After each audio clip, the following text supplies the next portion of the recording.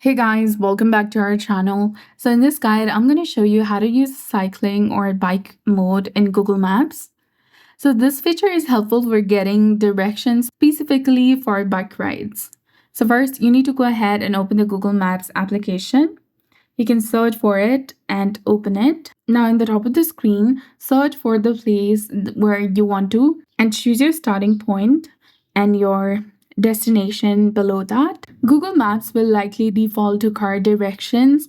To switch it to the bike mode, look for the bike icon or you can scroll down and there you'll get the option of choose engine type selected and then select two-wheeler. You can also choose driving avatar if you want. Select the color and select. And here you can press on preview to see the route. And if you're ready to ride, press on start.